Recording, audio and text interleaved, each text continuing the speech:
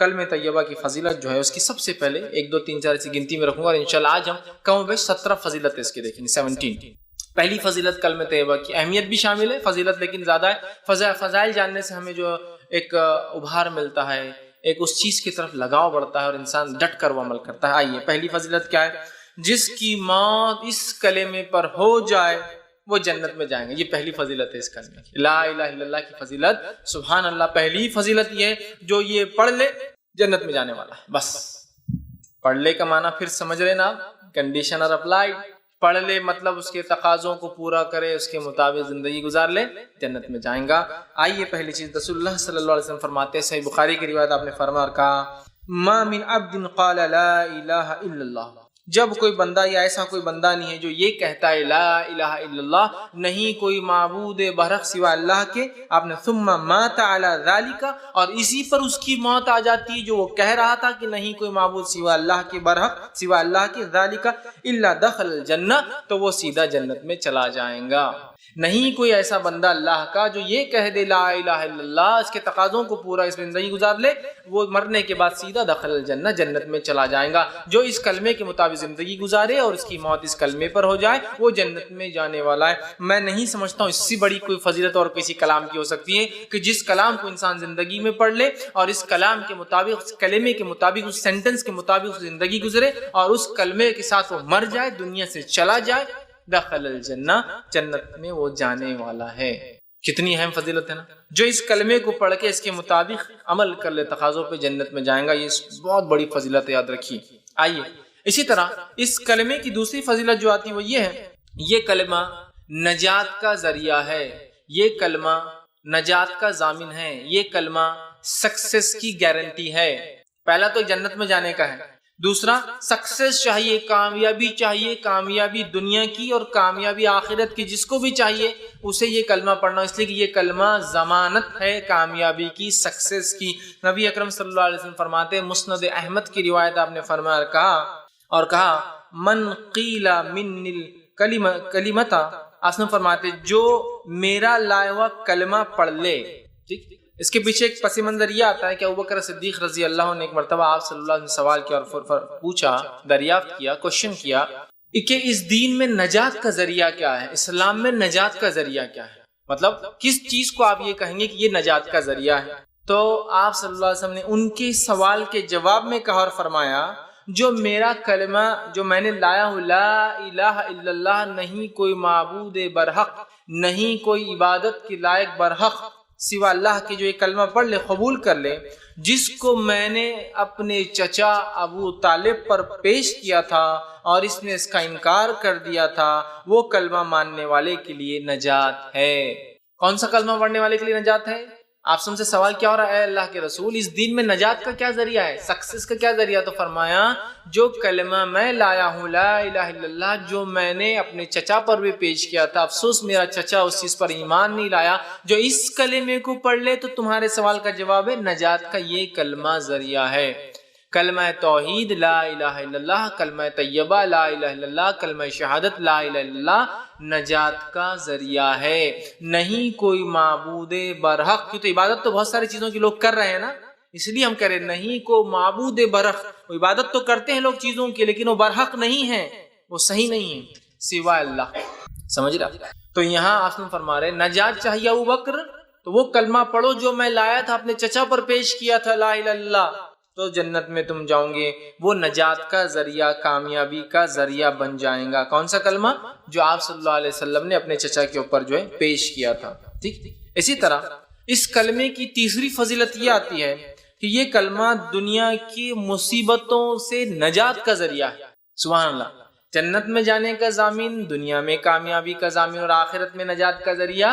یہ کلمہ دنیاوی مصیبتوں اور آفتوں سے بچنے کا باعث اور نجات کا بھی یہ کلمہ ہی ذریعہ ہے، لا الہ الا اللہ۔ یہ بڑی اہم بات ہے، یاد رکھیں، اس لیے کہ ہم جو ہے یہ کلمہ جو ہے پڑھتے نہیں، یہ کلمے کو جو ہے نہ سمجھتے اس کے تقاضوں کو، اور یہ کلمہ جو انسان پڑھ لیتا ہے تو وہ شخص جو ہے اپنے جان و مال کی حفاظت کر لیتا ہے۔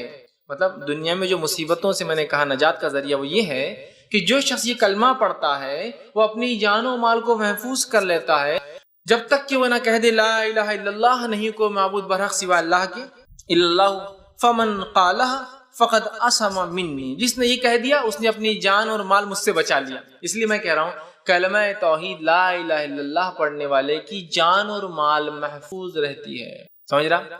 جان اور مال اسی کیا ہوتی ہے؟ محفوظ رہتی جو کلمہ توحید کو پڑھتا ہے۔ اسی وجہ سے میں نے یہ بات لائی، ٹھیک؟ تو وہ اس نے میرے بچا لی، الا بحقی وحسابہ علی اللہ، اور حق کے ساتھ ہم ان کی جان نہیں لے سکتے، اور اگر ان کے دل میں کچھ غیر غلط ہوگا تو اللہ کے پاس ان کا معاملہ ہے، ہم اس معاملے میں گرفت نہیں ہوتی۔ مطلب اگر کسی کے دل میں کوئی چھپا ہو، کوئی منافق ہو تو وہ تو اس کا معاملہ ہے، ورنہ ہمارا تو معاملہ ختم ہو۔ تو گویا کلمہ توحید لا الہ الا اللہ پڑھنے سے دنیا میں مصیبتوں اور پریشانیوں سے اور قتل و غارتگی سے انسان بچتا ہے۔ چوتھا فائدہ اور فضیلت اس کلمہ توحید کی وہ یہ ہے، یہ کلمہ طیبہ جو ہے یہ جڑ ہے اور باقی سارے اعمال جو ہے وہ شاخیں ہیں۔ کلمہ طیبہ اسلام کی ایکچوئل جڑ ہے۔ اسلام اگر ایک جھاڑ ہے تو کلمہ طیبہ لا الہ الا اللہ جڑ ہے، روٹس ہے، اور اس کے بعد جتنے عمل، نماز، روزہ، زکوٰۃ، حج، اچھائی کا حکم دینا، برائی سے روکنا، صدقات اور خیرات کرنا اور نیکی کرنا اور جہاد کرنا اور جو کچھ ساری چیز کی شاخیں ہیں۔ تو کلمہ طیبہ جڑ ہے، روٹ ہے، اور باقی سارے اعمال جو زندگی میں آپ اور میں کرتے اسلام جو حکم دیتا ہے وہ سب کیا ہے؟ برانچز ہے، اس کی شاخیں ہیں اس کی۔ تو روٹ بہت ضروری، اچھی ہو، ہماری مضبوط ہو۔ تو آئیے ہم دیکھتے ہیں، اس لیے کہ آپ صلی اللہ علیہ وسلم نے جو ہے حدیث میں فرمایا کہ یہ روٹ ہے جو میں بیان کر رہا تھا، یہ اس کی جڑ ہے اسلام کی۔ اس کے تعلق سے حدیث صحیح بخاری کی روایت آپ نے فرمایا اور کہا ایمان کی 70 سے زیادہ شاخیں ہیں، ان میں سب سے بہترین شاخ لا الہ الا اللہ ہے، اور سب سے چھوٹی شاخ راستے سے تکلیف دہ چیز کو ہٹانا ہے، اور شرم و حیا بھی ایمان کی ایک شاخ ہے۔ کیا فرمایا؟ ایمان کی 70 سے زیادہ برانچز ہے، ایک روایت میں 77 تک ہے، 70 سے زیادہ 77 برانچز ہے۔ سب سے افضل برانچ اس کی سب سے اعلیٰ ہے لا الہ الا اللہ، اور سب سے ادنا ہے راستے سے تکلیف دہ چیز کو ہٹانا۔ تو گویا لا الہ الا اللہ جڑ ہے اور باقی تمام چیزیں کیا ہے؟ وہ اس کی شاخیں ہیں۔ یاد رکھیں، لا الہ الا اللہ کیا ہے؟ جڑ ہے، اور باقی تمام چیزیں کیا ہے؟ اس کی شاخیں ہیں، یاد رکھیں۔ اسی طرح اس سے فضیلت پتہ چلتی ہے۔ پانچویں فضیلت کلمہ طیبہ کی وہ یہ ہے، کلمہ طیبہ کی مثال ایک پاکیزہ درخت کی ہے، ایک پاک جھاڑ کی ہے، یاد رکھیں، اور ایسا جھاڑ جو پھل بھی لاتا ہے، بہت تناور ہے، بہت مضبوط ہے، اس کی شاخیں آسمان کو جا کر چھوتی ہے۔ تو کلمہ طیبہ ایک بہترین درخت ہے، یاد رکھیں، جو پھل لاتا ہے۔ اس کا معنی یہ ہے کلمہ طیبہ ایک جھاڑ ہے جس کو اگر دنیا میں انسان لگاتا ہے تو اس کا پھل مانا ہے آخرت میں اس کا بدلہ پائیں گا۔ اور اللہ رب العزت نے کلمہ طیبہ کو جھاڑ کی تمثیل، مثال خود دی، میں نہیں دے رہا ہوں۔ آئیے سورہ ابراہیم سورہ نمبر 14 آیت نمبر 24 سے لے کر 27 میں اللہ فرماتا اور کہتا ہے الم تر کیف ضرب اللہ مثلا کلمۃ طیبۃ کشجرۃ طیبۃ، کیا اللہ رب العزت تمہارے لیے لوگوں ایک ضرب اللہ مثال دیتا ہے، ایک ایگزامپل دیتا ہے۔ کیا ایگزامپل ہے؟ کہ ایگزامپل ہے مثلا کلمۃ طیبۃ کشجرۃ، کہ کلمہ طیبہ کی لا الہ الا اللہ کی مثال ہے جیسے کہ ایک پاکیزہ جھاڑ، مطلب اس کے اپیرنس سے بھی وہ خوبصورت دکھتا ہے۔ ایک کاٹے جھاڑ کو آپ پاکیزہ جھاڑ نہیں کہیں گے، ایک بدبو دار جھاڑ کو آپ پاکیزہ جھاڑ نہیں کہیں گے، ایک بدنما جھاڑ کو آپ پاکیزہ جھاڑ نہیں کہیں گے، ہے نا، ایک ہلکا زمین پہ بالکل ایک دم گرنے پہ ایسے جھاڑ کو آپ پاکیزہ نہیں کہیں گے۔ تو اللہ فرما رہا ہے الم تر کیف، اللہ تمہارے لیے لوگوں کیسی مثال دے رہا ہے، سنو، ضرب اللہ مثلا کلمۃ، تمہارے لیے مثال ہے کلمہ طیبہ کی، کشجرۃ طیبۃ، ایک پاکیزہ جھاڑ کی ہے، اصلها ثابت وفروها فی السماء، جس کی زمین میں جڑیں دھسی ہوئی ہے، مضبوطی سے گڑی ہے، اور جس کی شاخیں فروها فی السماء، آسمان کو چھوتی جائے۔ سبحان اللہ، کیا جھاڑ! جو لوگ کاشتکاری کرتے ہیں ایسے جھاڑ کو دیکھ کر کتنی خوشی ہوتی ہے نا کسی بھی انسان کو۔ کاشتکاری نہیں بھی کرتے ہیں، آپ راستے سے جا رہے ہو، بڑا جھاڑ دکھتا ہے، بہت جڑیں اور خوب اونچی شاخیں، تو آپ بھی 2 منٹ گاڑی روک کے بولتے ہیں کیا بہترین جھاڑ ہے۔ تو کہا کلمہ طیبہ ایک ایسا پاکیزہ جھاڑ ہے جس کی جڑیں مضبوط ہے، جس کی شاخیں آسمان کو فروها فی السماء تؤتی اکلها کل حین باذن ربها، اور اپنے رب کے حکم سے ہر موسم میں ہر بار پھل بھی لاتا ہے۔ ایک بہت بڑا جھاڑ بغیر پھل کی ہو تو کیا فائدے کا؟ آپ خود بولتے ہیں یار کھیت کا بہت حصہ ویسٹ کرا، اٹھا کے پھینک ڈالو۔ تو کلمہ طیبہ ایک پاکیزہ جھاڑ ہے، جڑیں مضبوط، شاخیں آسمان کو چھوتی ہے، اور اپنے رب کے حکم سے ہر بار ہر موسم میں پھل لاتا ہے، کنٹینیوسلی فروٹ دینے والا جھاڑ ہے، کبھی بھی جاؤ اور آپ کو پھل مل جائے گا۔ یہ کلمہ طیبہ سمجھیے آپ، ایک جھاڑ سے مثال، جھاڑ کے کتنے فائدے اٹھاتے ہیں آپ۔ کچھ جھاڑ کو اگر پتے نہ ہو، شاخیں نہ ہو، تو آپ جڑ سے فائدے اٹھاتے ہیں، اس کی چھال سے فائدے اٹھاتے ہیں۔ کئی کھانوں میں چھالیں استعمال ہوتی ہے، کئی دواؤں میں چھالیں استعمال ہوتی ہے۔ اس کی شاخیں بڑی ہو تو آپ کاٹ سکتے ہیں، پھر وہ بڑھیں گی، اس کے پھل آتے ہیں تو اس جھاڑ کی آپ خدمت کریں گے، اس کے پھل سے آپ پیسہ کمائیں گے۔ کلمہ طیبہ سوائے نفع کی اور کچھ نہیں دینے والا ہے ہم کو، اس لیے جھاڑ کی مثال، کیونکہ جھاڑ کا ہر پارٹ جو ہے نفع بخش ہوتا ہے۔ بتائیے آپ جھاڑ کا کون سا پارٹ نفع بخش نہیں؟ جڑیں نکل رہی ہے تو کبھی کوئی دانت اس سے مانج رہا ہے، کبھی کوئی دوا بن رہی ہے، کبھی کسی چیز میں استعمال ہو رہا ہے نا، کبھی چھالیں ہو رہی ہے تو آپ کھانے میں ڈال رہے ہیں۔ دار چینی کیا ہے؟ وہ بھی ایک چھال ہے۔ بہت سے لوگ مختلف کھانے اس سے بناتے ہیں۔ لکڑی نکل جائے تو جلانے میں کام آتی ہے، کشتیاں بنتی ہے، دکان بنتے ہیں، گھر بنتے ہیں، مکان بنتے ہیں، سامان بنتا ہے۔ اگر پتے ہیں تو جانور ہمارے کھا کے فائدہ اٹھاتے ہیں، پھول لاتا ہے تو خوشبو ہوتی ہے، دوائیں بنتی ہے، کیا کچھ نہیں ہوتا۔ اس طرح پھل لاتا ہے تو پھل بیچ کے نفع کمایا جاتا، پھل کھا کے فائدہ اٹھایا جاتا، پھل سے بیج نکلتے، بیج سے اور جھاڑ لگایا جا سکتا ہے۔ جھاڑ کبھی بھی نفع بخش ہوتا ہے، کسی بھی صورت میں۔ سوکھا جھاڑ بھی ٹوٹ کے پڑا ہے تو بھی کام کا، اس لیے کہ جلانے میں کام آتا ہے۔ تو کلمہ طیبہ پڑھنے والے کو کبھی نقصان نہیں ہوگا، اس لیے کہ وہ ایک ایسی چیز کو مان رہا ہے جو ایسا درخت ہے جس کی زمین کے اندر جڑیں گڑی، آسمان کو اس کی شاخیں چھوتی ہے۔ اور خاص بات تو یہ ہے پھلدار بھی ہے۔ اگر اتنا بڑا درخت پھل نہ لائے تو آدمی مطلب اکھاڑ دو، دوسرا کچھ لگا دو، چھوٹا پھلدار ہوگا۔ پھل بھی لاتا ہے ایوری سیزن، ہر موسم میں۔ آگے اللہ نے فرمایا بِإِذْنِ رَبِّهِ، اللہ کے حکم سے لاتا ہے۔ وَيَضْرِبُ اللَّهُ الْأَمْثَالَ لِلنَّاسِ لَعَلَّكُمْ يَتَذَكَّرُونَ، اللہ مسلمانوں، اے لوگوں، تمہارے لیے مثال بیان کرتا ہے، ٹھیک، تاکہ تم غور و فکر کرو، نصیحت حاصل کرو، یتذکرون، سوچو اس پر۔ کیسی مثال ہے کلمہ طیبہ کی؟ آئیے آگے۔ وَمَثَلُ كَلِمَةٍ خَبِيثَةٍ كَشَجَرَةٍ خَبِيثَةٍ اجْتُثَّتْ مِنْ فَوْقِ الْأَرْضِ مَا لَهَا مِنْ قَرَارٍ، اور کلمہ خبیثہ کی، لا الہ الا اللہ کے خلاف جتنے کلمے ہیں جو شیطان کی طرف سے ہوتے ہیں، اللہ نے فرمایا مثل کلمۃ خبیثۃ کشجرۃ خبیثۃ، کہ کلمہ شیطان کے کلام کی، کلمہ لا الہ الا اللہ کی جتنی باتیں اس کے علاوہ کہی جا رہی ہے، ان کی مثال ایسی ہے کشجرۃ خبیثۃ، اور بہت برے جھاڑ کی، جس کو دیکھنا بھی نہیں۔ کشجرۃ طیب، اس کو دیکھنا بھی پسند ہے، کلمہ طیب، یہ برا جھاڑ جس کو دیکھنا بھی ہے نا، کچھ جھاڑوں کو آپ کو دیکھتے لگتا ہے ان کو دیکھنا بھی اچھا نہیں، میں دیکھتے کاٹے آنکھ پہ آ رہا، اتنا گندا جھاڑ ہے نا، تو بیکار جھاڑ ہے۔ تو کہا اس کی مثال بیکار جھاڑ کی ہے، اور آگے فرمایا اس کی جڑیں بھی اندر نہیں جاتی ہے، کھوکھلی پوری زمین پہ اکھڑی ہوئی، جس کو دیکھ کر ہی آپ کو لگ رہا ہے یہ کچھ ٹکنے والا جھاڑ نہیں ہے، زیادہ آندھی طوفان مصیبتوں میں کام نہیں آنے والا، اس کو سہارا لینا بولے تو یہ اپنے اوپر گرنے والا ہے۔ اور وہ قرار بھی نہیں ہے، وہ ایسا جھاڑ ہے کہ کبھی بھی گر سکتا ہے، آپ کو دیکھ کر اس کی جڑوں کی ڈھیل ایسا لگ رہا ہے کبھی بھی گر سکتا ہے۔ اللہ فرمایا ما لہا من قرار، رک بھی نہیں سکتا ہے۔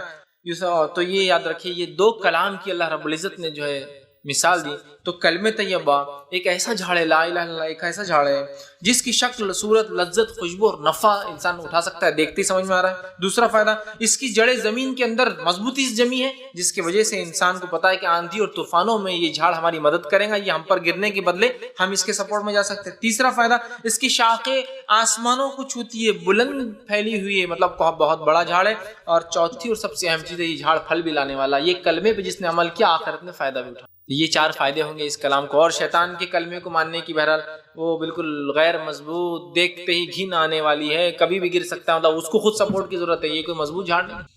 تو کلمہ طیبہ کو جس نے مان لیا، ایک مضبوط جھاڑ کی اس کی مثال ہے، اور کلمہ طیبہ کے علاوہ جتنی چیزیں وہ بیکار ہے۔ چھٹا فائدہ، خبر میں استقامت، خبر میں مضبوطی دینے والے کلمے تھے، سبحان اللہ۔ مرنے کے بعد جو مر جائے اس پہ پڑھ کے جنت میں جانے والا ہے، جو اس کے مطابق رہے اپنے جان و مال کی حفاظت کر لی۔ اب خبر میں بھی مضبوطی، خبر میں اکیلے ہوں گے ہم، کیا ہوں گا، ہے نا، اکیلے انسان۔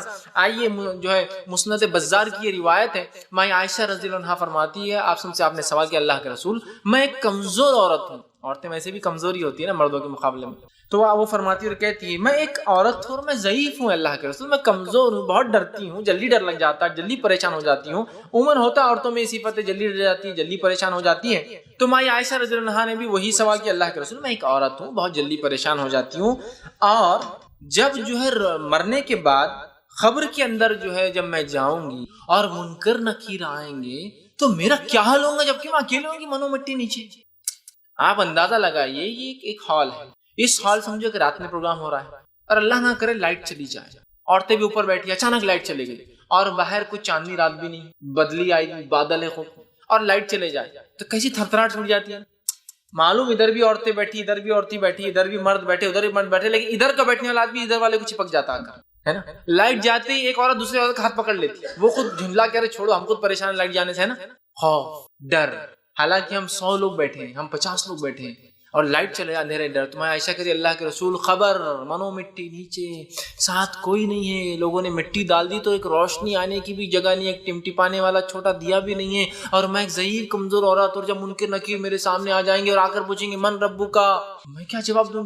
ایک روایت میں آتا صحابہ نے کہا اللہ کے رسول یہ منکر نکیر اتنی خوفزدہ حالت میں آئیں گے, زمین کو اپنے دانتوں سے پھاڑتے ہوئے آئیں گے, جن کے دانت بیلوں کی سینگوں کے اتنے ہوں گے, آنکھیں بڑی بڑی اور لال ہوں گی, اور گرجدار آواز میں زمین کو پھاڑ کر آئیں گے. اندازہ لگا کیسی مخلوق, اور کہیں گے من ربو کا, اور جن کی آواز کڑکتی بجلی جیسی ہوں گی. کڑکتی بجلی سے تو اچھے لوگ گھبرا جاتے جب کڑکے تو ہے نا, آواز کڑکتی بجلی کیسا من ربو کا. صحابہ نے کہا ہم تو پتھر کے بت بن جائیں گے, مٹی کے بت, مطلب ہماری تو کیفیت نہیں ہوگی بولنے کی. ہماری عائشہ نے بھی یہ سوال کیا ہم تو جم جائیں گے, ہم تو کچھ نہیں کہہ پائیں گے. تو آپ صلی اللہ علیہ وسلم نے یہ آیت تلاوت کی جو سورہ ابراہیم سورہ نمبر 14 آیت نمبر 27 تھی. اللہ نے فرمایا یثبت اللہ الذین آمنوا بالقول الثابت فی الحیاۃ الدنیا وفی الآخرۃ ویذل اللہ الظالمین ویفعل اللہ ما یشاء. یہ آیت تلاوت کی جو سورہ ابراہیم سورہ نمبر 14 کی آیت 27 تھی. کیا فرمایا آپ صلی اللہ علیہ وسلم نے یثبت اللہ الذین آمنوا بالقول الثابت, اللہ رب العزت مومنوں کے قدم کو جما دیں گا قول ثابت سے. اور قول ثابت سے مراد کیا ہے؟ اس سے پہلے کی آیت گزر چکی ہے, 27 سے پہلے 26 اور 25 اور 24 ہم نے پڑھی. وہی کلمہ طیبہ کی مثال ایک مضبوط جھاڑ سی ہے جس کی جڑیں زمین میں ہے, اس کے بعد کی آیت ہے بالکل یہ 24 25 26 وہ آیتیں تھی, اور یہ 27ویں آیت ہے. کیا فرمایا کہ اللہ کلمہ طیبہ سے مومنوں کے قدم جما دیں گا. یثبت تو کلمہ طیبہ خبر میں آ جانے والا ہے, اسی وجہ سے ہم مضبوط ہوں گے. اور جس کے کلمہ طیبہ مضبوط نہیں تھا, کلمہ توحید کمزور تھا, خبر میں وہ جواب نہیں دے پائیں گا, اس کے پیر کانپنے لگ جائیں گے. تو انہوں نے کہا میں تو ڈر جاؤں گی کہ عورت ہوں میں. تو کہا یہ قول سے کلمہ طیبہ سے اللہ جمع قول ثابت فی الحیات الدنیا, اور اس کلمے سے تمہیں صرف آخرت میں نہیں دنیا کی زندگی میں اللہ تمہیں جمع دے گا, فی الآخرت اور آخرت کی زندگی میں جمع دے گا. ویذل اللہ الظالمین, اور اللہ تعالیٰ ظالموں کو گمراہ کر دیتا ہے. ویفعل ما یشاء, اور اللہ جو چاہتا ہے وہ کرتا ہے. سبحان اللہ. کلمہ طیبہ ہی وہ کلمہ ہے جو قبر میں جمانے والا ہے. اس کے تقاضوں پر جس نے زندگی گزاری, جو یہ کلمہ چاہتا تھا وہ کیا, بس وہ تو کامیاب. قبر میں بھی یہ کلمہ فائدہ دینے والا ہے, اس بات کو یاد رکھیے. عثمان بن عفان رضی اللہ عنہ سے ایک روایت ہے, یہ جو سنن ابو داؤد کی روایت ہے. حضور صلی اللہ علیہ وسلم جو ہے میت کو دفنانے سے جب فارغ ہوتے تو وہاں ٹھہر جاتے اور کہتے اپنے بھائی کے استقامت کے لیے, اس کے قدم جمنے کے لیے, اس کے سوال جواب میں آسانی کے لیے, اور اس کے استغفار, اس کے لیے مغفرت کی دعا کرو. سوال و جواب میں آسانی کے لیے دعا کرو اور استغفار کرو. تو گویا حکم دیا گیا دعا کرنا چاہیے میت کے لیے کہ اللہ اس کے سوال جواب میں آسانی کرے دفنانے کے بعد, اور اس کے جو ہے استغفار, اس کے گناہوں کو معاف کرے. یہ ہمیں کرنا چاہیے, یاد رکھیے, یہ بات بڑی اہم چیز ہے, یاد رکھیے. اسی طرح جو ہے 7واں فائدہ ہے, جامع ترمذی کی روایت ہے, اور 7واں جو فائدہ ہے, بہرحال 7واں جو فائدہ ہے اس کلمے کا, اس کی فضیلت ہے, یہ سب سے بہترین ذکر ہے. آپ صلی اللہ علیہ وسلم نے فرمایا کہا, جامع ترمذی کی روایت, حدیث کا الفاظ اس طرح سے آپ نے فرمایا کہا, آپ نے فرمایا تمام ذکر میں سب سے افضل ذکر لا الہ الا اللہ ہے, اور تمام دعاؤں میں سب سے افضل دعا الحمدللہ ہے. سب سے افضل ذکر کیا ہے؟ لا الہ الا اللہ. اس سے افضل کوئی ذکر نہیں, یاد رکھ لیجیے. لا الہ الا اللہ سب سے افضل ذکر ہے. ہم اپنی زندگی کا معمول بنا دے, لا الہ الا اللہ, لا الہ الا اللہ, اٹھتے بیٹھتے سوتے جاگتے کھاتے پیتے آتے جاتے, بس ایک ورد لگا رہے زبان پہ, لا الہ الا اللہ, لا الہ الا اللہ, لا الہ الا اللہ. سب سے بہترین ذکر لا الہ الا اللہ, سب سے بہترین دعا الحمدللہ. یہ اس کا 7واں فضائل تھے. 8ویں فضیلت اس کلمے کی اور کلام کی, کلمہ طیبہ جو شخص پڑھے گا روز قیامت نبی اکرم صلی اللہ علیہ وسلم کی شفاعت کا مستحق ہوں گا. پڑھے گا سے مراد اس کے تقاضوں کے ساتھ عمل کر کے دنیا سے گیا ہو, اسی پر قائم تھا, تو آپ شفاعت سفارش کریں گے. صحیح بخاری کی روایت ہے, آپ صلی اللہ علیہ وسلم فرمایا کہا جو اس کلمے کو سچے دل سے پڑھیں گا رسول اللہ صلی اللہ علیہ وسلم کی شفاعت حاصل ہوں گی. آپ فرماتے اسعد الناس بشفاعتی یوم القیامت من قال لا الہ الا اللہ خالصا من قلبہ ونفسہ. جس شخص نے میری شفاعت کا مستحق روز قیامت وہ انسان بنے گا, وہ سعادت مند انسان ہوگا جس نے سچے دل سے اپنے نفس میں ہی صحیح یہ کہا ہوگا لا الہ الا اللہ, میری شفاعت ہوں. نبی اکرم صلی اللہ علیہ وسلم ایسے شخص کی شفاعت سفارش گزارش کریں گے اللہ کے سامنے جس نے کیا پڑھا ہوگا لا الہ الا اللہ. آپ کی شفاعت کے لیے لوگ ترس رہے ہیں, شفاعت کبریٰ ہے یہ, تو پھر اس کے لیے کلمے کو پڑھنا ہے اور کلمے کی تقاضوں کو پورا کر کے دنیا سے جانا ہے. ہمیں یاد رکھیے. اللہ تعالیٰ اس کے ہمیں توفیق عطا فرمائے. 9واں فضیلت 9 اس کی فضیلت اس کلمے کی کیا ہے؟ کلمہ طیبہ پڑھنے والا، اس کے عمل کرنے والا دوزخ میں نہیں جائے گا. کلمہ طیبہ پڑھنے والا، اس پر عمل کرنے والا جہنم میں داخل نہیں ہوگا. ابو یعلا کی یہ روایت ہے.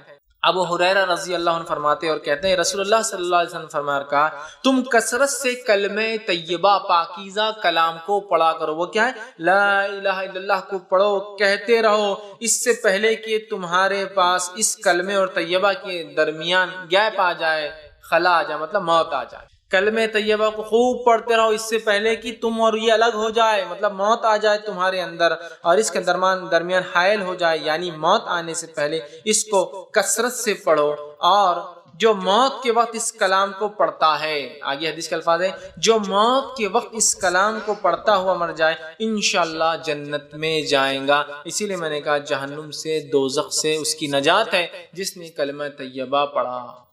کثرت سے پڑھو اس سے پہلے کہ موت آ جائے، اور جس کا خاتمہ اسی پر ہو جائے لا الہ الا اللہ پر، تو وہ شخص جو ہے جنتی ہوں گا. اللہ رب العزت ہم تمام کو یہ توفیق دے کہ ہم لوگوں کا خاتمہ اسی کلمے پر ہو. جس کا خاتمہ اس کلمے پہ ہو لا الہ الا اللہ، بس وہ جنت میں جائیں گا. آپ نے فرمایا. اسی طرح آپ آگے فرماتے ہیں مسند احمد کی روایت میں آتا ہے رسول اللہ صلی اللہ علیہ وسلم فرمایا میں ایک ایسا کلمہ جانتا ہوں جو اس کو سچے دل سے پڑھا اور مر جائے تو دوزخ کی آنکھ اس پر حرام ہو جائیں گی. صحابہ نے کہا کیا کلمہ ہے؟ تو کہا لا الہ الا اللہ. دوزخ کی آنکھ حرام. یہ کلمہ بڑا اہم کلمہ ہے.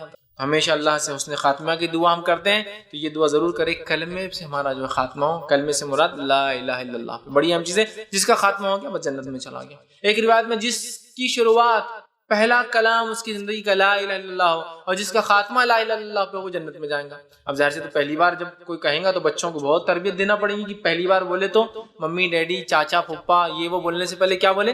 لا الہ الا. بہت ٹریننگ دینا پڑے گی نا، بچپن سے بولتے رہنا. جب پیدا ہوئے 1-8 مہینے بولو بولو بولو تو جب بولیں گے تو لا الہ الا اللہ. اب پہلا کلمہ اور آخری کلمہ بڑی اہم بات ہے، وہ تو جنت میں گئے. ٹھیک. 10ویں فضیلت اس کلمے کی جو آتی ہے وہ یہ کلمہ طیبہ پڑھنے پر آسمان کے دروازے کھول دیے جاتے ہیں اور یہ کلمہ سیدھے عرش تک پہنچ جاتا ہے. اس کی خصوصیت اس کلمے کی. آئیے حدیث کے الفاظ سنیے. جامع ترمذی کی روایت ہے آپ نے فرمایا اور کہا رسول اللہ نے فرمایا کہ جب بندہ سچے دل سے لا الہ الا اللہ کلمہ طیبہ پڑھتا ہے، لا الہ الا اللہ پڑھتا ہے، تو اس کے واسطے آسمانوں کے دروازے کھول دیے جاتے ہیں اور یہ کلمہ عرش الہی تک پہنچ جاتا ہے، مگر شرط یہ ہے کہ اس کلمے کو پڑھنے والا گناہ کبیرہ سے بچتا رہے. تو یہ کلمہ عرش تک پہنچ جاتا ہے سیدھا. مطلب یہ کلمہ ڈائریکٹ میسج ہے، رب کو چلا جاتا ہے سیدھا نکل. آسمان کا کوئی دروازہ اس کو وتھ ہیلڈ روک نہیں سکتا. یہ سیدھے 7واں آسمان کو پار کرتا ہے، رب کے عرش کے پاس چلا جاتا ہے. لیکن کنڈیشن یہ ہے اس کلمے کے عرش تک پہنچنے کے لیے کہ انسان کبائر سے، گناہ کبیرہ سے بچتا ہے نا. بڑے بڑے گناہوں سے نہ بچے تو یہ کلمہ عرش تک نہیں پہنچتا ہے، بیچ میں رک جاتا ہے. تو یہ کلمے کی پہنچ سیدھا عرش تک، سیدھا اوپر چلے جاتا ہے وداؤٹ کوئی مطلب ہوتا ہے نا آپ کو کسی کو SMS بھیجنا ہے، کوئی بڑے آدمی سے بات ہی کرنا ہے تو 10 جھمیلے ہوتے ہیں اس کے پیچھے. رب سے اگر تعلق قائم کرنا ہے تو کلمہ عرش تک پہنچ جاتا ہے. صرف شرط یہ ہے کہ گناہ کبیرہ سے انسان بچتا ہے. تو اس کلمے کی پہنچ عرش تک ہے. چونکہ عرش والے کا کلمہ ہے تو عرش تک پہنچ بھی جاتا ہے، بس پہنچانے والا گناہ کبیرہ سے بچتا ہے. 11واں اس کی فضیلت اس کلمے کی آتی ہے کہ مرنے والے کے پاس لا الہ الا اللہ پڑھانا چاہیے. اگر پڑھتے ہوئے مر گیا تو جنت. مطلب پہلے تو آ گئی بات مرتے وقت جو پڑھ لے جنت میں، لیکن یہاں اضافہ کیا ہے؟ مرنے والے کو لا الہ الا اللہ کی تلقین کرنا چاہیے. اس سے یہ بات پتہ چل رہی ہے کہ بہت اہم کلمہ ہے، بہت بڑی فضیلت ہے. تبھی تو مرنے کے وقت یہ کہنا ہے ہم کو، کس کو؟ مرنے والے کو. کیا کہنا ہے؟ لا الہ الا اللہ کی تلقین ہے. حدیث کے الفاظ دیکھیے. 11ویں فضیلت ہے یہ، طبرانی کی روایت ہے. آپ صلی اللہ علیہ وسلم فرمایا کہ نبی اکرم صلی اللہ علیہ وسلم نے فرمایا اور سامنے کہا کہ لا الہ الا اللہ جس نے پڑھا وہ اس کلمہ طیبہ کو سن کر خود بھی پڑھے. مطلب آپ فرماتے ہیں جو مرنے والے کے پاس جائے اور اس کے پاس جا کر لا الہ الا اللہ پڑھے اور اس مرنے والے کو تلقین کرے، خود بھی پڑھے اور اس کو تلقین کرے، اگر یہ موت کے وقت پڑھتا ہوا مر گیا تو جنت میں ہوگا. صحابہ نے سوال کیا، رضوان اللہ تعالی اجمعین نے سوال کیا کہ عرض کیا رسول اللہ صلی اللہ علیہ وسلم اگر کوئی تندرستی کی حالت میں اس کو پڑھے؟ تو آپ نے کہا پھر تو یہ سب سے اچھی چیز ہے، لیکن جب کوئی مرنے کے وقت ہو تو ہم اس کے پاس جائیں، جا کر اس کو لا الہ الا اللہ لا الہ الا اللہ لا الہ الا اللہ کہیں. ہمارے پڑھنے سے ہو سکتا ہے اس کے زبان سے بھی وہ لفظ نکلے لا الہ الا اللہ، تو وہ ایسا انسان جس کا کلام لا الہ الا اللہ آخری اور اس پر اس کی موت آ جائے وہ جنت میں جانے والا ہے۔ تو میت کے پاس لا الہ الا اللہ کی تلقین کرنا ہے، زمین جائیداد کا نہیں پوچھنا ہے، پراپرٹی کس سے ڈسٹریبیوٹ نہیں پوچھنا ہے، وہ زمین کا کیا کرنا ہے، یہ پلاٹ کچھ نہیں پوچھنا ہے ان سے، بچوں کی شادی کیسے کریں گے کچھ نہیں پوچھنا ہے سوائے اس چیز کی تلقین لا الہ الا اللہ۔ کچھ کھلائیے پلائیے بھی مت، بہت سارے لوگ یہ غلطی کر دیتے ہیں موت کے آخری ٹائم پہ دودھ پی لو تو کوئی فضیلت نہیں، آخری ٹائم پہ پانی پی لو تو کوئی فضیلت نہیں، آخری ٹائم پہ کلمہ پڑھ لو تو سب کچھ ہو گیا، یہی تلقین لا الہ الا اللہ۔ تو کہا جس کا آخری کلام یہ ہو جائے، زندگی میں پڑھے تو بہت افضل ہے، وہ تو اچھا آپ نے فرمایا، لیکن جو مرے اور مرتے وقت کا زبان سے تلقین کرو، تم بھی پڑھو، اور اگر وہ پڑھ لے اس کی زبان سے نکل جائے تو بس پھر تو وہ کیا ہوں گا، جنت میں جائیں گا۔ اسی طرح جو ہے ایک اور روایت کے اندر آتا ہے جو کہ بخاری کی روایت ہے، جو ہے حضرت عتبہ بن مالک رضی اللہ عنہ کے راوی وہ کہتے ہیں آپ نے فرمایا اور کہا جو اللہ کی رضامندی کے لیے کلمہ طیبہ لا الہ الا اللہ پڑھے قیامت کے دن دوزخ کی آگ اس پر حرام ہو جاتی ہے، بخاری کی روایت، دوزخ کی آگ اس پر حرام ہو جاتی ہے، پہلے بھی آئی یہ بات، اور اگر مرتے وقت پڑھ لے تو جنت اس پر واجب ہوتی۔ 12ویں اس کی فضیلت اس کلمے کی ہے، کلمہ طیبہ کا پڑھنے والا جہنم سے نکالا جائے گا۔ اب چلے گیا کوئی انسان جہنم، گناہ گار تھا چلے گیا اور بھگت رہا ہے سزا جہنم کی، تو نکلنے کا سامان بھی کلمہ طیبہ ہے، مرتے وقت پڑھ لے تو جنت، پڑھ لیا تو جہنم حرام ہو گئی، موت کے وقت پڑھا جانا چاہیے، قبر میں آ کے کلمہ آپ کو جو ہے ثابت قدم رکھیں گا، مر گیا انسان گناہ گار تھا، گناہوں کی سزا بھگت رہا ہے، لیکن اگر کلمہ طیبہ پڑھا ہوں گا تو نکلنے کا راستہ باقی ہے، ابھی اس نے اپنے لیے راستہ باقی رکھا۔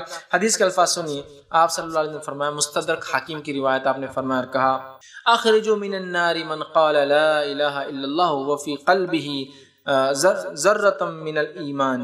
اللہ رب العزت روز قیامت کہیں گا فرشتوں سے، اے فرشتوں اخرجوا من النار، نکال لاؤ ناک سے ان لوگوں کو، کن لوگوں کو، من قال لا الہ الا اللہ، جس مطلب لوگ نکلتے جائیں گے سائے بھگت کے، لیکن اللہ ایک ٹائم اعلان بھی کریں گا، نکال لو بس ان لوگوں کو جہنم سے جس نے کیا کیا ہو، من قال لا الہ الا اللہ، جس نے لا الہ الا اللہ کہا ہو، فی قلبہ، زبان سے نہ بھی کہا ہو تو دل میں تو کہا ہو، کم از کم ایسا بھی لالا اٹھا کر۔ اللہ تعالیٰ تو اپنے بندوں کو سزا نہیں دینا چاہتا نا، مغفرت کر، تو جاؤ لے کر آؤ، جس نے لا الہ الا اللہ کہا ہو منہ پہ نہیں تو دل میں کہا، لاؤ فی قلبہ، اس کے دل میں کبھی پڑھاؤ، لے کر آؤ نکال کر اس کو، فی قلبہ ذرۃ من الایمان، اور اس کے پاس ذرہ برابر بھی اگر ایمان ہوگا تو لاؤ، خالی وہ وربل پڑھنے والا نہیں تھا، ایک باری پڑھا ہو لیکن اس کے دل میں ایمان ہو۔ ذرہ برابر ایمان سے کیا مراد ہے؟ بہت سے لوگ بولتے ہیں حدیث میں ذرہ برابر ایمان جنت میں جائیں گا، تو اس کا کیا معنی ہے؟ اس کا معنی یہ ہے ایمان تو مکمل تھا، عمل نہیں کرنے کی وجہ سے ذرہ کہا گیا اسے، ورنہ اگر ایمان میں کوئی کمزوری آئے تو کبھی جنت میں نہیں جائے گا انسان، یہ بات لکھ کے رکھ لیجیے۔ ذرہ برابر کیوں کہا گیا؟ ایمان تو مکمل ہو اس کا، لیکن عمل نہیں کرنے کے ذرہ کے لفظ استعمال کیا ہے۔ بہت سے لوگ بولتے ہیں اپن ایمان کیسا برے چل رہا، ذرہ کا لفظ ہے نا، ذرہ تو ہے اپنے پاس، نہیں، ذرہ سے مراد ایمان مکمل تھا، جیسا ہونا ویسا تھا، لیکن اعمال نہیں ہونے کے ذرہ کہا جا رہا ہے اس حدیث میں۔ تو کہا ذرہ برابر ایمان ہو اور دل میں لا الہ الا اللہ کہا ہو، اس کو نکال کے لاؤ، اخرجوا من النار من قال لا الہ الا اللہ، نکال لاؤ اس کو جس نے لا الہ الا اللہ کہا ہو۔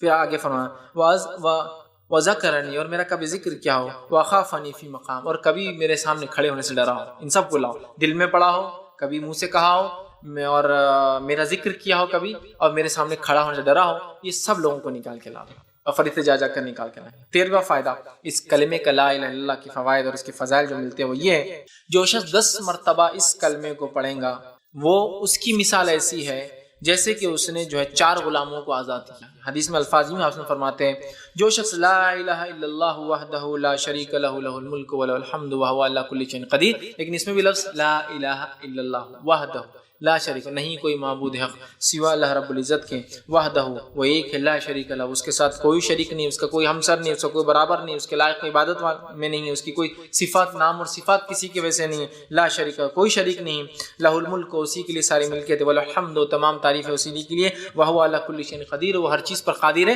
جو اس کو پڑھ لیں گا 10 مرتبہ پڑھیں گا تو اس کو ایسا ثواب ملیں گا جیسے اس نے اسماعیل علیہ السلام کی اولاد سے 4 غلاموں کو آزاد کیا ہو۔ اسماعیل علیہ السلام کا حسب اور نسب یہ دنیا کا سب سے پاکیزہ حسب اور نسب ہے۔ آپ صلی اللہ علیہ وسلم نے فرمایا آدم سے لے کر مجھ تک میری نسب میں کسی نے زنا نہیں کیا۔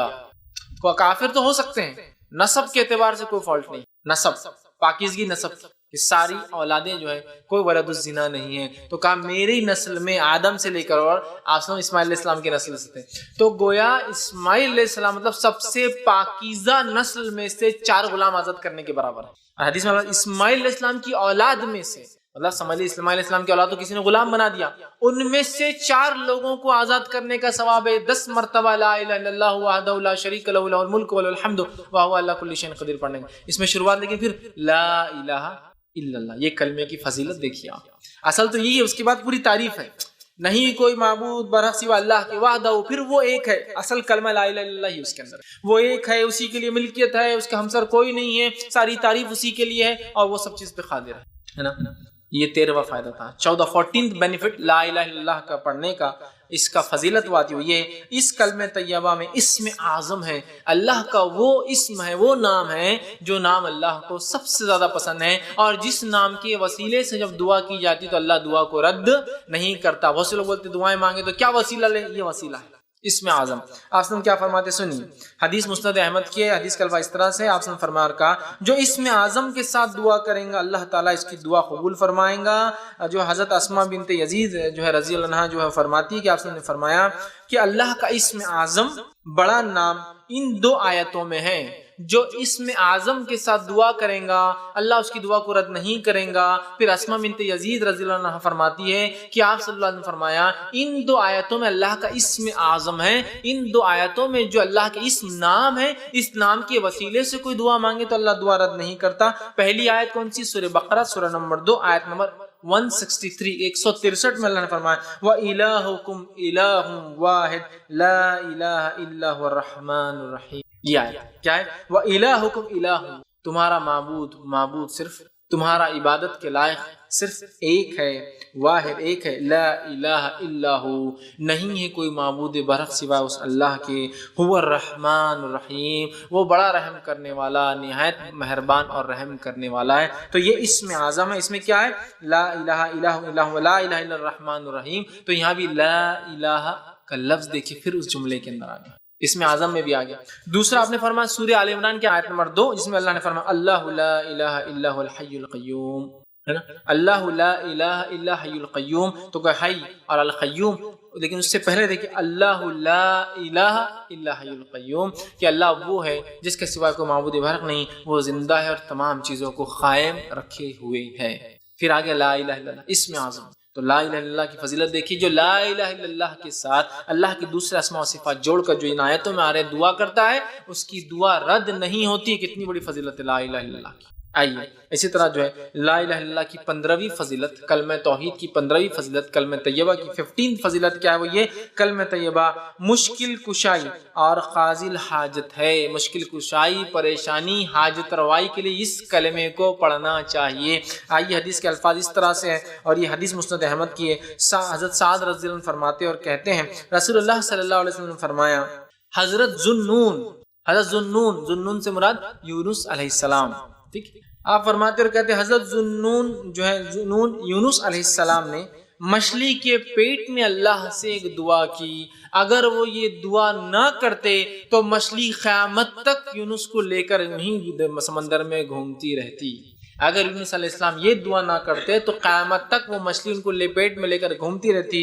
اور وہ کیا دعا تھی جو مشکل کشائی میں جو یونس علیہ السلام نے کی؟ لا الہ الا انت سبحانک انی کنت من الظالمین، یہ دعا تھی جو انہوں نے کی۔ بہت سے لوگ اس کو آیت کریمہ بولتے ہیں، جلالی آیت بولتے ہیں۔ یہ آیت جو ہے ہر بار پڑھنا، کریمہ ہے مطلب کرام، مطلب جس کی وجہ سے اللہ کرم کرتا ہے، جلالی مطلب اللہ رب العزت اس آیت کے پڑھنے کے بعد جلال میں آ جاتا ہے، دعاؤں کو سنتا ہے، یہ معنی ہوتا ہے۔ بہرحال تو اگر یونس علیہ السلام نے کیا دعا کی تھی؟ لا الہ الا انت سبحانک انی کنت من الظالمین، لا الہ الا انت، نہیں کوئی معبود برحق اللہ سوائے تیرے، سبحانک تیری ذات پاک ہے کہ میں نے خطا کی کہ بغیر سوچے سمجھے، بغیر تیرے فیصلے کی یہ سوچا قوم اب گناہ کریں گی تو عذاب آئیں گا، اور نکل آیا سبحانک تیری ذات پاک ہے، انی کنت من الظالمین، اللہ میں ہی یقیناً خطا کاروں میں اس طرح میں نے غلطی کی کہ تیرے حکم کے بغیر چلا آیا۔ یونس علیہ السلام نے کیا غلطی کر لی تھی؟ خطا کیا تھی ان کی کہ جب قوم کو دعوت دی، لگا کہ قوم ایمان نہیں لائیں گی، بادل آئے جو عذاب کے تھے، یونس علیہ السلام کو لگا کہ اب بادل اب عذاب لانے والے اور بغیر اللہ کے حکم میں نکل کے چلے گئے، جبکہ ہوا کیا؟ قوم یونس ایک ہی قوم ہے پورے قرآن میں جس نے عذاب کو پہچان لیا کہ عذاب ہے، باقی ساری قومیں وہ غرق ہوگی. جیسا کہ سمود کے پاس ہوا، ارے یہ ہوا تو فائدے لانے والی، پالینیشن ہوگا، کیڑے آئیں گے، جھاڑ لگیں گے، وہ یہ سوچ رہے. کسی نوح علیہ السلام کے پاس بادل آئے تو ارے بارش ہوگی، کھیتی باڑی ہونے والی، وہ سوچ رہے. یونس علیہ السلام کی قوم ایک ہی قوم ہے قرآن میں، جب بادل دیکھے سمجھ گئے عذاب کے ہے، یہ بادل خوشخبریاں نہیں لائے ہیں، دیکھتے ہی توبہ کر لی. ایک ہی قوم ہے جس نے توبہ کی عذاب کو دیکھی، باقی ساری قومیں عذاب کو پہچان نہیں سکی اور ہلاک ہو گئی. اب قوم نے توبہ کر لی، یونس علیہ السلام چلے گئے پہلے ہی نکل کر، اللہ نے پھر سزا دی.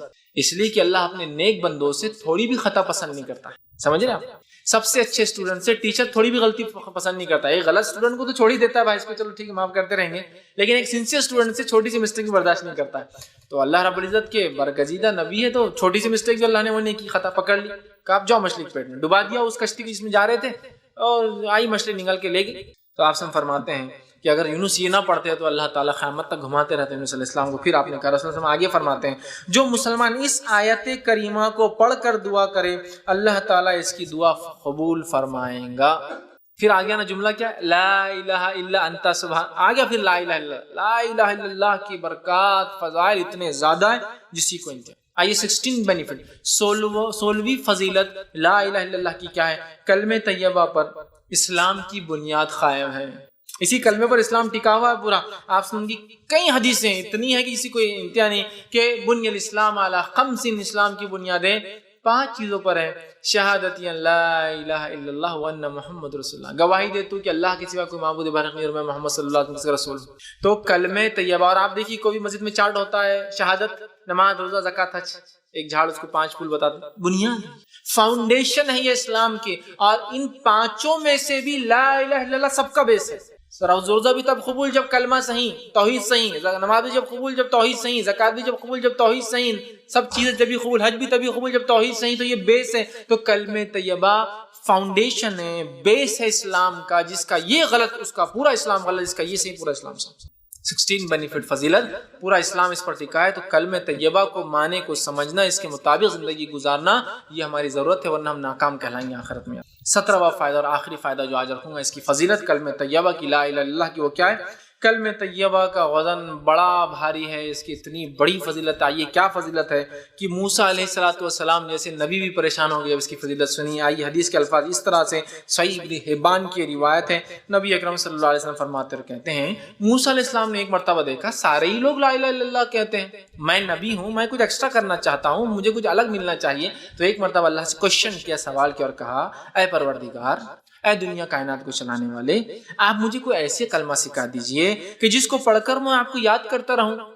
ان کو کیا لگا وہ نبی ہے، کچھ ہٹ کر پڑھنا چاہیے، نبی نے کچھ ہٹ کر عبادت ہونی چاہیے. تو کہ اللہ کچھ ایسا کلمہ بتاؤ کہ جو کلمے کو میں پڑھوں تو اسپیشل آپ کی عبادت ہو، آپ کو یاد کروں اور اس کے ساتھ دعا مانگا کروں آپ سے، اس کلمے کے ساتھ ٹھیک مانگا کروں. اللہ تعالیٰ نے فرمایا لا الہ الا اللہ. موسیٰ لا الہ الا اللہ پڑھو، اگر تم کو میرا ذکر کرنا ہے، سب سے افضل ذکر کرنا اور اس کلمے کے ذریعے دعا مانگنا ہے، تو کون سا کلمہ ہے مانگنے کے لیے؟ لا الہ الا اللہ. اے اللہ تو ہی سب کچھ دینے والا، یہ کلمہ ہے، وسیلہ ہی. تو کہا دعا مانگنا ہے تو اس کلمے کے ذریعے مانگنا. اب موسیٰ علیہ السلام نے فرمایا، حضرت موسیٰ علیہ السلام نے کہا، فرمایا یہ تو تیرے سارے ہی بندے کہتے ہیں نا، میں تو اسپیشل چاہ رہا ہوں نا کچھ. سبھی کہہ رہے ہیں، یہ بھی کہہ رہا ہے، وہ بھی کہہ رہا ہے، سبھی کہہ رہے ہیں، میری پوری قوم کہہ رہی ہے، آنے والے لوگ کہیں گے، پچھلے لوگوں نے کہا. میں تو اسپیشل چاہ رہا ہوں کچھ آپ سے، میں تو آپ سے کلام کرتا ہوں نا، کلیم ہوں، تو اسپیشل کچھ دیجئے مجھے. تو اللہ رب العزت نے فرمایا موسیٰ علیہ السلام سے عرض کیا یہ تو تیرے سارے بندے کہتے ہیں. اللہ تعالیٰ نے فرمایا یہی کلمہ پڑھا کر ہے موسیٰ، یہی کافی ہے. موسیٰ علیہ السلام نے کہا کوئی مخصوص چیز بتائیے. لیکن موسیٰ علیہ السلام کی فطرت کی ضد کرتے تھے اللہ سے، تو کہا نہیں کچھ اسپیشل مجھے چاہیے، اور یہ تو آپ سب بندے پڑھتے ہیں، سارے لوگ پڑھتے ہیں، مجھے اسپیشل چاہیے. تو اللہ تعالیٰ نے موسیٰ علیہ السلام نے کہا نہیں مجھے کچھ مخصوص چیز بتائیے. اللہ رب العزت نے فرمایا اے موسیٰ تم اس کلمے کو معمولی سمجھتے ہو، معمولی سمجھتے ہو؟ اگر اس کلمے کا وزن ترازو میں کیا جائے اور ایک پڑھنے میں ساری زمین اور ساری آسمان، مطلب 7 زمین اور 7 آسمان، مطلب 14 چیزیں رکھ دی جائے، اور دوسرے پلڑے میں صرف لا الہ الا اللہ جس کو تم معمولی سمجھ رہے ہو، مجھ سے کچھ ایکسٹرا مانگ رہے ہو، اگر اس کو رکھ دیا جائے تو لا الہ الا اللہ کا پلڑا بھاری ہو جائے گا، اور 7 زمین اور آسمان ہلکے ثابت ہوں گے. اور 7 زمین اور آسمان کا وزن کیا ہو سکتا ہے ہم اندازہ نہیں لگا سکتے. ان امیجنیبل اماؤنٹ آف ویٹ ہے وہ، اس وزن کا اندازہ نہیں. ہماری دنیا کے وزن کتنا ہوگا، ہماری صرف ملکی وے گیلیکسی میں ہمارے سورج اور ہماری جو آس پاس جو کائنات میں پلانٹ پلانٹ جس کو کہتے ہیں ان کا وزن کتنا ہوگا، اور ہماری ملکی وے گیلیکسی جس کے اندر دودھیا گیلیکسی میں 100 ٹریلین سٹار ہے، بہت بڑی گنتی ہوتی ہے، 100 بلین کا 1 ٹریلین ہوتا ہے، 100 ٹریلین سٹار ہے، اور ایک ایک تارہ سورج سے بھی کئی کئی گنا 10 10 20 20 30 30 40 40، بلکہ سورج کے مقابلے میں 1300 بلین ٹائمز اس کا ویٹ زیادہ، مطلب وہ حساب بہت بڑا ہے، یہ ہم کر نہیں سکتے آسانی سے، ہمارے کیلکولیٹر بھی نہیں کرتے، 12 ڈیجٹ سے آگے چل جاتا ہے، یہ ایک ایک اتنا وزنی ہے، یہ صرف ہماری ہے، اور ہماری کائنات جو پہلے آسمان سے پہلے تمام چیزیں، اس کے اندر 300 کھرب ایسی کائناتیں چل رہی ہے جو ہم دیکھ سکتے ہیں، اس کے علاوہ کتنی ہوں گی وہ اللہ ہی بہتر جانتا ہے۔ یہ سب پہلے آسمان سے پہلے کی بات ہو رہی ہے، ابھی پہلا آسمان باقی ہے، دوسرا تیسرا، تو 7 آسمان اور 7 زمین گویا 14 چیزیں ایک پلڑے میں ہیں، ڈال دی جائے، اور صرف ایک پلڑے میں لا الہ الا اللہ ڈال دیا جائے تو منہ سے یہ پلڑا بھاری پڑ جانا۔ یہ اس کی فضیلت لا الہ الا اللہ کی۔ تو کیا یہ فضیلت صرف پڑھنے سے ہے؟ نہیں میرے بھائیوں، پڑھ کر اس کے تقاضوں کو پورا کر کے ساری زندگی توحید پر گزار کے اسی پر مرنے پہ ملتی ہے فضیلت۔ یہ کلمہ بہت بھاری کلمہ جو ہمیں مل چکا ہے، یاد رکھیے، اس کا فائدہ اٹھانے کی ضرورت ہے۔ آئیے آگے ایک اور واقعہ سنیں، بڑا پیارا واقعہ ہے اور مسند احمد کی روایت۔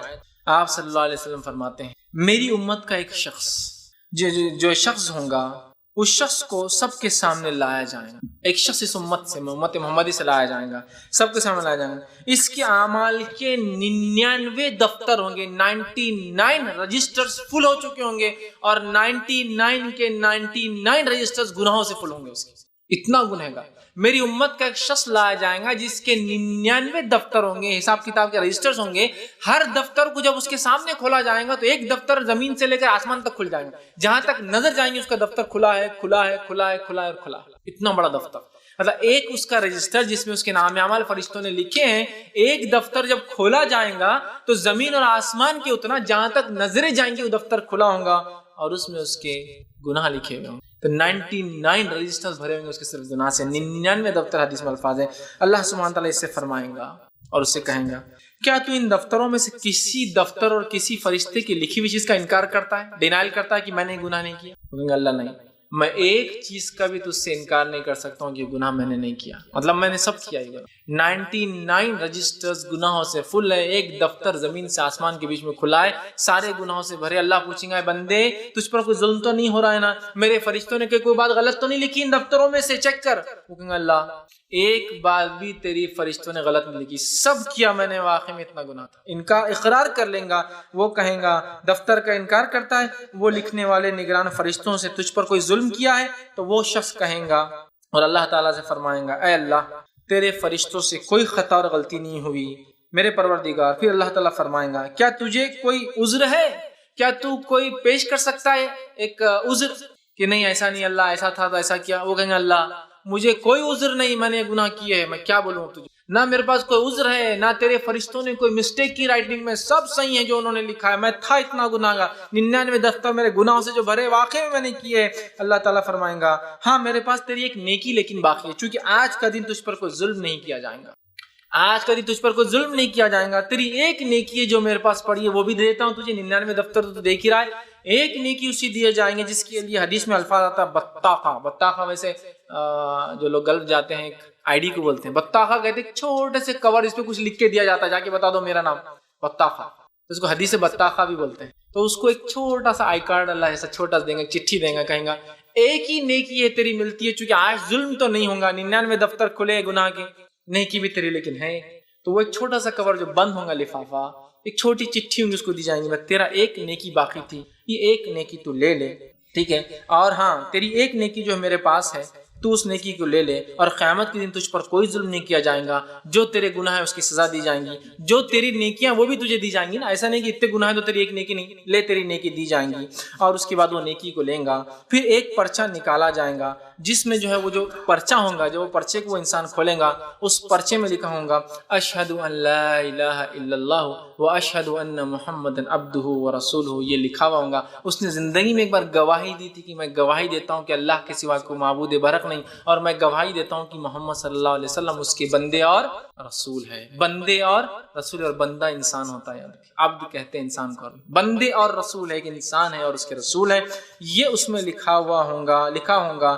پھر اللہ عز و جل جو ہے فرمائیں گا जिस जगह तेरी नेकी तोली जाती है इस जगह तू हाजिर होना, वहां मैं तुझसे बात करूंगा। फिर वो बंदा उस एक बत्ताखे को लेके 99 रजिस्टर तो उठाने लायक उसकी ताकत नहीं थी, एक छोटा सा कार्ड लेंगे बत्ताखा जिस पे ये लिखा होगा, वो जाएंगे अल्लाह रब्बुल इज्जत के सामने। जब अल्लाह उसको बुलाएंगे कि मुकाम पे, मतलब पहले बातचीत होगी, हिसाब शायद किसी और जगह और होगा जहाँ नामे अमल तोले जाएंगे, फर्स्ट बातचीत होंगी फिर नामे अमल तोले जाएंगे, तो अल्लाह कहेंगे वहां मिलना मुझसे, वहां मैं तेरे इस बत्ताखे इस छोटी नेकी को देखा जाएगा क्या इससे होता है। और वो इंसान परेशान होगा कि एक नेकी 99 दफ्तर मेरे फुल थे गुनाहों से, और अल्लाह ताला जो है कहेंगा कि वहां आकर मुझसे मिलना, हाजिर होना। वो शख्स कहेगा ऐ अल्लाह, ये परछाई 99 दफ्तरों के मुकाबले में क्या साबित होगा, क्यों मुझे बुला के वहाँ रुसवा कर रहे हैं, डाल दीजिए यहीं जहन्नुम में उठा के, वहाँ हूँ इतना सा एक बत्ताखा एक छोटा सा लेकर कूपन लेकर आ रहा हूँ, और वहाँ क्या साबित होगा 99 रजिस्टरों के मुकाबले में एक नेकी क्या मेरी साबित होंगी, क्यों आप जलील करने वहाँ बुला रहे हैं, यहीं मुझे जहन्नुम में डाल दीजिए। तो अल्लाह कहेंगे नहीं, आज के दिन जुल्म नहीं होता है, जब तोले जाएंगे बोले तो तोले जाएंगे, जुल्म नहीं होने वाला, तो तुम वहाँ आ जाना, और वो जो है आज तेरे सवाब में कोई कमी नहीं होगी, जितना किया उतना तो देना ही पड़ेगा, लिहाजा तेरा बत्ताखा तोला जाएगा और देखा जाएगा उसके सामने। और फिर वो छोटी सी चिट्ठी जो उसके पास होंगी वो लेकर जाएगा, जिसमें कल में तैयबा पढ़ा होगा, ज़िंदगी में सच्चे खालिस दिल से एक बारी से वो लिखी भी होंगी, उस पर लेके आएंगे। और चुनांचे कल में तैयबा वाला जो है तराजू लगाया जाएगा, और एक पलड़े में कल में तैयबा रख दिया जाएगा, और दूसरे पलड़े में उसके सारे 99 दफ्तर गुनाहों के रख दिए जाएंगे। आप फरमाते और कहते चुनांचे जो है वो तोला जाएगा और उस दिन कमी नहीं होगी, तो कलमे तैयबा वाला पल्ला उसका भारी पड़ जाएगा 99 दफ्तरों गुनाहों के मुकाबले में, क्योंकि उसने एक बार सच्ची गवाही दी थी अल्लाह के बारे में, तो 99 उसके दफ्तर जो गुनाहों के थे हल्के पड़ जाएंगे, और एक कलमा उसका पल्ला भारी रखा जो है भारी पड़ जाएगा।